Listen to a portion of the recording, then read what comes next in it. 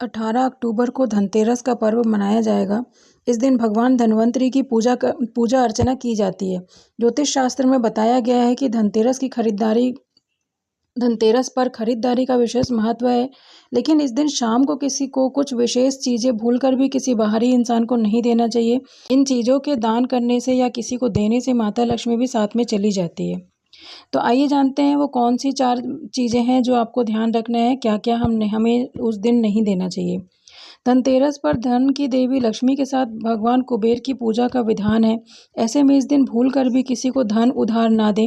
विशेष रूप से शाम की पूजा या पूजा के बाद को पैसे उधार देने की गलती कतई न करें। इससे माता लक्ष्मी घर में हमेशा के लिए चली जाएंगी। अक्सर देखा जाता है कि घर में इस्तेमाल होने वाली चीज़ें हम किसी को भी उधार दे देते हैं, लेकिन इस दिन शाम को भूल कर भी किसी को उधार में चीनी नहीं देनी चाहिए, क्योंकि चीनी का सीधा संबंध लक्ष्मी जी से है।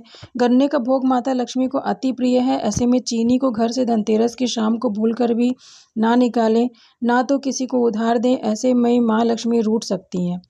आमतौर पर नमक ऐसी चीज़ है जो हर घर में मिल जाती है, लेकिन धनतेरस की शाम को किसी को भी उधार में नमक देने से बचना चाहिए।